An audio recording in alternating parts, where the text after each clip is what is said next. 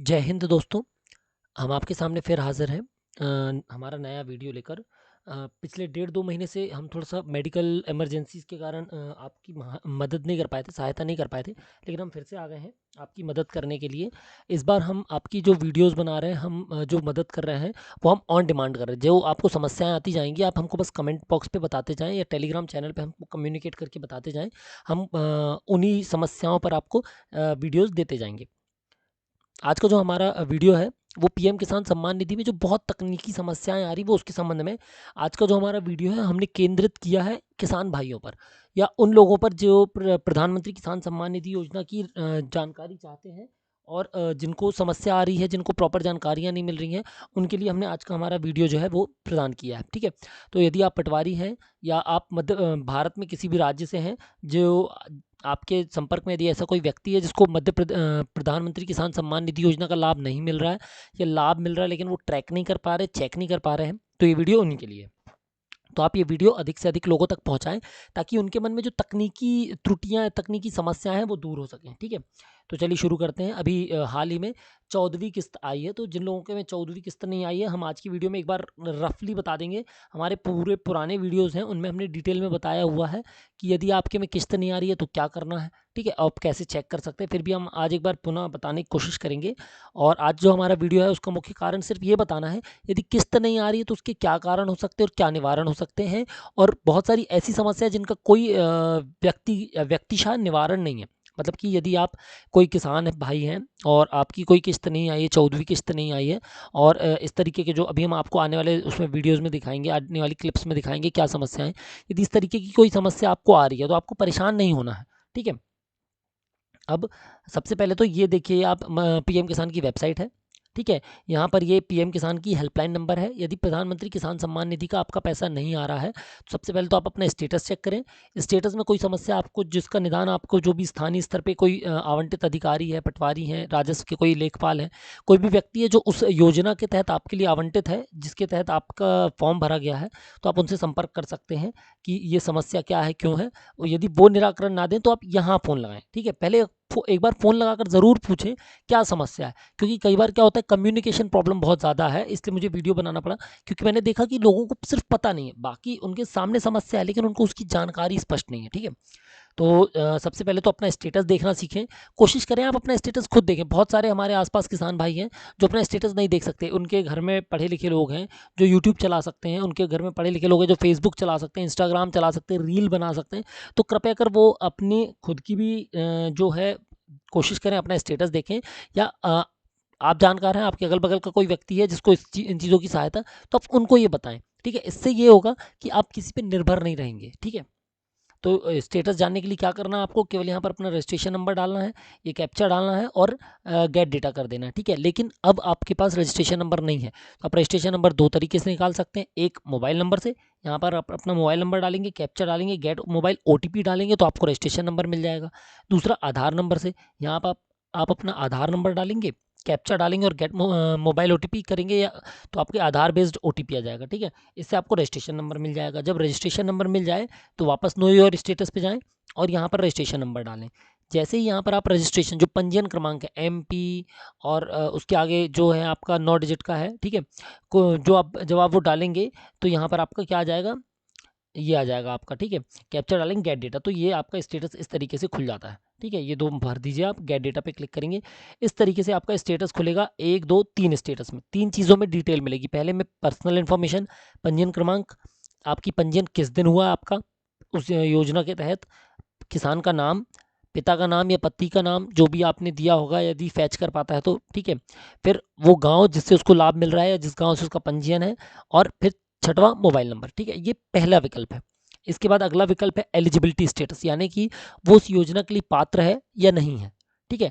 अब पात्र क्यों नहीं है, इसके बहुत सारे कारण हैं, बहुत सारे लोगों को पता नहीं है। तो सबसे पहले तो आप अपने आसपास के लोगों को बताएं कि वो क्यों नहीं होंगे पात्र। ठीक है। यदि वो इनकम टैक्सधारी हैं, यदि वो संस्थागत कर्मचारी हैं, ठीक है, या किसी निकाय पेंशन अधिकारी हैं, शासकीय कर्मचारी हैं। ठीक है। पति पत्नी में किसी एक व्यक्ति को मिलेगा, पति पत्नी और नाबालिग बच्चे में किसी भी एक व्यक्ति को मिलेगा। ठीक है। और यदि बहुत सारे ऐसे लोग हैं जो अभी अभी नई नई नौकरी में लग रहे हैं लेकिन लाभ ले रहे थे, वो सरेंडर कर रहे हैं, ठीक है। आप इनकम टैक्स पे ही हैं, आप अपात्र हो जाएंगे। आप प्रोफेशनल हैं, डॉक्टर हैं, वकील हैं, इंजीनियर हैं, तो आप अपात्र हो जाएंगे, ठीक है। तो इस तरीके के अपात्रता के बहुत सारे कारण हैं, ठीक है। आप ज़मीन बेच देते हैं, अब वो ज़मीन आपके नाम पे नहीं रही जिससे आपको योजना का लाभ मिल रहा था, तो आप अपात्र हो जाएंगे। ऐसे बहुत सारे छोटे छोटे कारण हैं, ठीक है। दूसरी चीज़, इसमें कट ऑफ डेट जो है वो 2000 फरवरी 2018 की ली गई है, यानी कि 18 में ये योजना आई है तो फरवरी 2019 ली गई है, ठीक है। तो फरवरी 2019 के पहले जिसके नाम पे ज़मीन थी, इस योजना का लाभ केवल उन्हीं व्यक्ति को मिलेगा। दूसरा, उन लोगों को मिलेगा जो व्यक्ति फौत हो गए हैं, तो उनके जो वैध वारसान होंगे, चाहे वो फौती नामांतरण से हो, चाहे वारसान नामांतरण से हो, चाहे वसीयत से हो, या आपके हक त्याग से होंगे, तो उनको उसका योजना का लाभ मिलेगा। इसके बाद आता है एलिजिबिलिटी स्टेटस, ठीक है। तो वही हमने जो आपको बताया पात्रता, तो इसमें आपकी फिलहाल 3 पात्रताएं दिखा रहा है, या फिर अपात्र होगा तो यहाँ पर कारण लिखा जाएगा, ठीक है। तो पात्रता के 3 कारण, मतलब जिसके आधार पे आपका पेमेंट रुकेगा नहीं। एक, लैंड सीडिंग। तो लैंड सीडिंग क्या है वो हम आने वाली स्लाइड्स में बता देंगे। ई-केवाईसी, आधार बैंक, तीनों के बारे में डिटेल में बता देंगे, ठीक है। ये देखिए, ठीक है। अब आप अगली चीज़ देख सकते हैं इसके बाद, लेटेस्ट इंस्टॉलमेंट डिटेल्स। ये जो तीसरा विकल्प है लेटेस्ट इंस्टॉलमेंट, तो यहाँ 13वां नंबर सिलेक्ट है, लेकिन हमने इस पर क्लिक किया तो 1 से लेकर 14 तक की आप किसी भी किस्त के विषय में जानकारी प्राप्त कर सकते हैं, ठीक है। इस तरीके से आप इसमें जो किस्त की जानकारी है वो प्राप्त कर सकते हैं। अब ये देखिए, जैसे हमने ये देखा, यहाँ पर हमने जैसी 13 डाला, 13वीं किस्त की एफटीओ प्रोसेस हो चुका है, ठीक है। एफटीओ प्रोसेस हो चुका है, और ये यूटीआर नंबर है जिसके तहत उसके 23 तारीख को 23 जुलाई 2023 को उसके खाते में किस्त आई, ठीक है।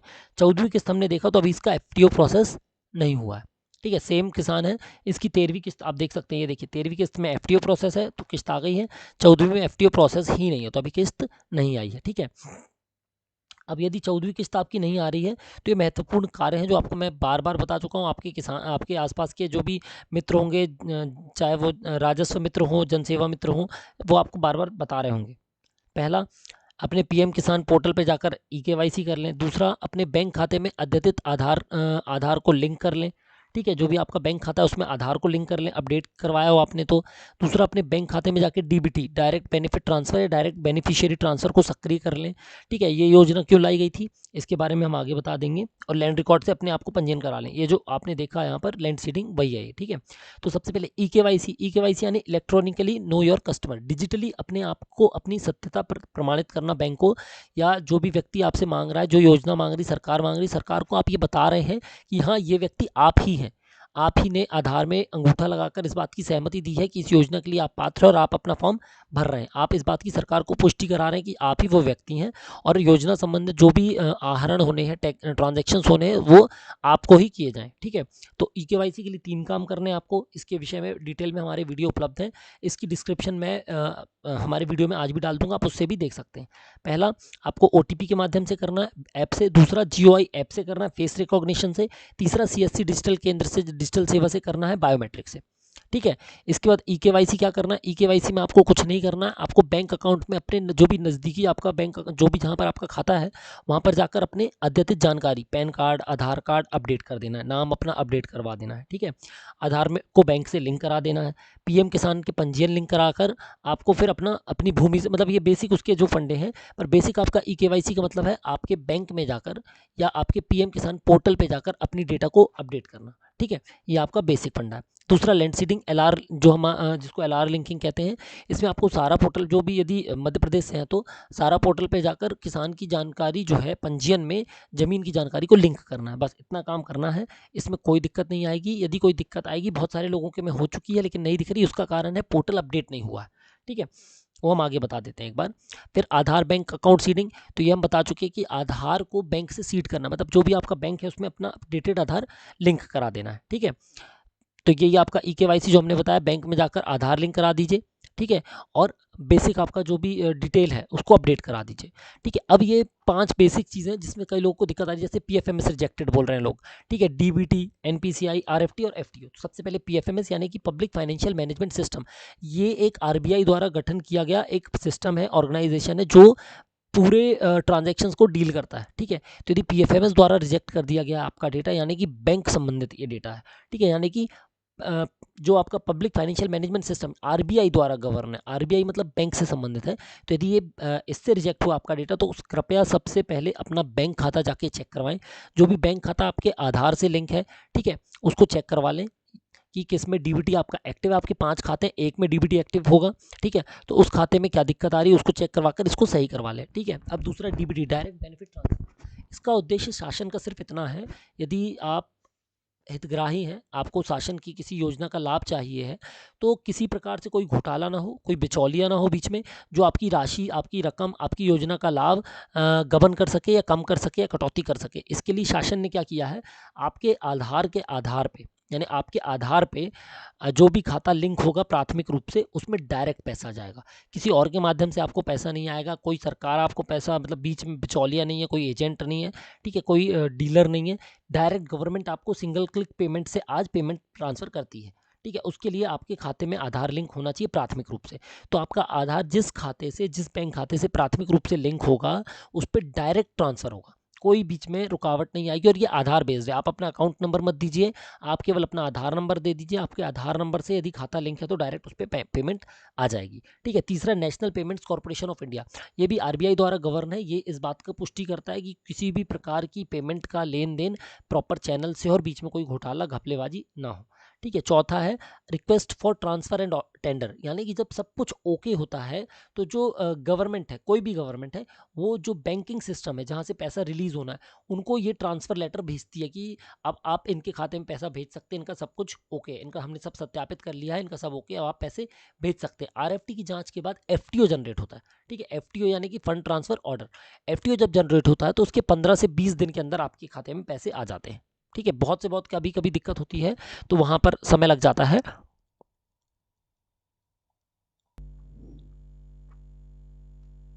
ये देखिए, आप देख सकते हैं इस तरीके से तहसील स्तर पे सबसे पहले, यदि मध्य प्रदेश के आप निवासी हैं या किसी भी अन्य राज्य में हैं, तो लगभग प्रोसेस यही होती है। सबसे पहले तहसील ब्लॉक स्तर से आपका फॉर्म भरा जाता है।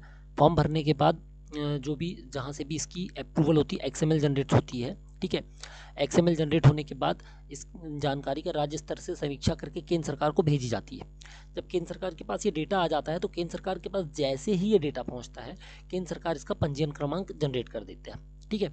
जब पंजीयन क्रमांक जनरेट होता है तो बहुत सारे लोगों का ये डाउट होता है, हमारा फॉर्म आज भरा है या 15 दिन पहले भरा है, तो हमारा पैसा क्यों नहीं आ रहा। तो पैसा जो है वो एक प्रक्रिया से आता है, ठीक है। और बहुत सारे लोगों को ये डाउट है कि हमारा अभी जुलाई में आप फॉर्म भर रहे हैं, हमारा पैसा कब आएगा। तो जब भी जिसका भी पैसा आएगा, 14 जब तक की जितनी किस्त हो जाएंगी तब तक की, यदि आप सब में पात्र थे, किसी कारण से आपका नाम छूट गया है, तो आपको पूरी उतनी किस्तों का लाभ मिलेगा, ठीक है। तो आप बिल्कुल निश्चिंत रहें। और पंजीयन क्रमांक जनरेट होने के बाद फिर अब जांच होती है ना। यानी आपका पंजीयन क्रमांक तो हमने जनरेट कर दिया, जैसे ही आपका डेटा आया केंद्र सरकार ने आपका पंजीयन क्रमांक जनरेट कर दिया। अब पंजीयन क्रमांक जनरेट करने के बाद वो स्टेट्स को और बैंक को, पीएफएमएस को, एनपीसीआई को और स्टेट्स को पूछती है कि भाई आप पहले सब जांच कर लिए, क्या आपके हिसाब से सब ओके है। तो प्रॉपर आधार का, जमीन की जांच, बैंक खातों की जांच, ठीक है, डीबीटी है कि नहीं, एनपीसीआई है कि नहीं, पीएफएमएस में सब ओके है कि नहीं, ठीक है, सही खाता दिया है कि नहीं, इसकी जांच की जाती है। जब इसकी जांच हो जाती है तब राज्य सरकार द्वारा आरएफटी यानी रिक्वेस्ट फॉर ट्रांसफर, कि हाँ इसका सब ओके है, कृपया कर इनकी राशि भेजी जाए, इस तरीके से आरएफटी भेजी जाती है। आरएफटी भेज प्राप्त होने पर केंद्र सरकार या बैंक द्वारा, जहाँ से आपको वित्त विभाग द्वारा जहाँ से आपको इस योजना का लाभ मिलना है, वहाँ से एफटीओ जनरेट होता है, ठीक है। एफटीओ जनरेट, यदि आपके में एफटीओ जनरेट दिखने लगा तो उसके 30 दिवस के भीतर उस योजना का जो लाभ है वो आपके खाते में आने लगता है, बशर्ते आपका खाता एक्टिव हो, आपका खाता चालू हो, ठीक है। ये सबसे महत्वपूर्ण चीज है। अब देखिए किस तरीके की समस्याएं आ रही हैं। एक समस्या आ रही है Aadhaar number deseeded from NPCI mapper by bank, ठीक है। अब इसमें साफ लिखा हुआ कस्टमर को कि आप अपने बैंक में जाएं, तो आप ये प्रिंट लें और अपने बैंक में जाकर उनको बताएं कि सर ऐसी ऐसी समस्या आ रही है, ये समस्या क्यों आ रही है, कृपया कर इसका निराकरण बैंक से करें, ठीक है। तो आप सही जगह जाएंगे तो आपका निराकरण जल्दी होगा, ठीक है। अब जैसे बहुत सारे लोग को ये दिक्कत कि अकाउंट नंबर नहीं आ रहा, यदि आपका पेमेंट मोड आधार कर दिया गया है तो आपका अकाउंट नंबर नहीं आएगा, आपको परेशान बिल्कुल नहीं होना है, ठीक है। यदि आपका जो अकाउंट नंबर है वो क्या कर दिया है, अकाउंट जो पेमेंट आपकी डीबीटी एक्टिवेट है, यानी कि आपका पेमेंट मोड क्या हो गया, आधार। और ये लगभग 100% किसानों के खाते में कर दिया गया है। बहुत कम ऐसे कोई धोखे से होंगे जिनके में आधार एक्टिव नहीं होगा, उनके में केवल अकाउंट पेमेंट मोड अकाउंट होगा, अदरवाइज लगभग सभी के में आधार है।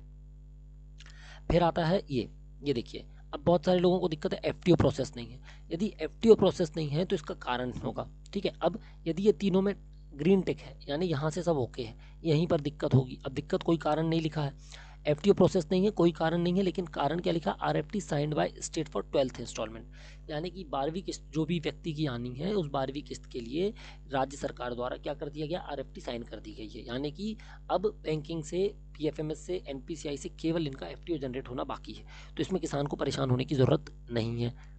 अगला आता है, इस तरीके से सब तीनों यस हैं और एफटीओ भी प्रोसेस है। एफटीओ प्रोसेस है, इसका मतलब 20 दिन के भीतर इनका पैसा आ जाएगा, ठीक है। तो इसमें भी परेशान होने की ज़रूरत नहीं, बार बार देखने से नहीं आएगा। आप एफटीओ की यदि डेट दी हो तो एफटीओ की डेट जो भी होगी उससे 30 दिवस मैक्सिमम, अधिकतम 30 दिवस के भीतर आपका लाभ मिलने लगेगा, ठीक है।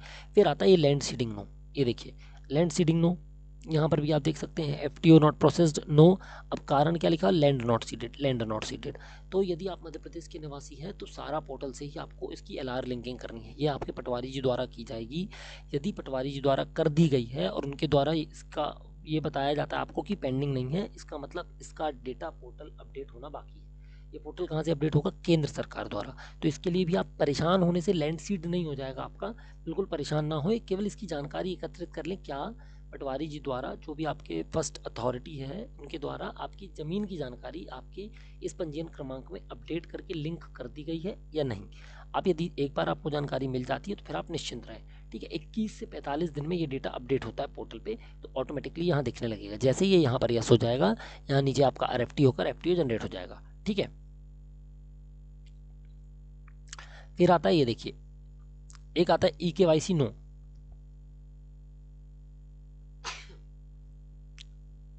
ई केवाईसी नो का मतलब आपको ई केवाईसी कराना है और लैंड सीडिंग कराना है, ठीक है। दोनों चीज़ें, एलआर लिंकिंग और ई केवाईसी।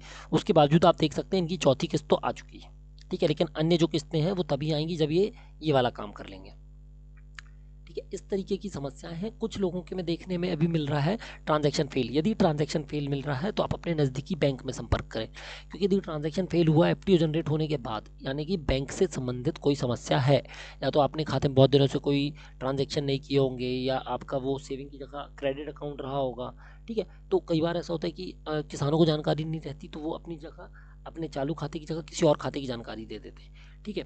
या जो उनके ऊपर एक नंबर लिखा रहता है सीआईएफ नंबर दे देते हैं। तो ऐसी कुछ समस्याएं होती हैं। एक नई चीज़ आ रही है अभी, कई लोग देख रहे हैं, कई लोगों को समस्या आ रही है बेनिफिशियरी सरेंडर वाला।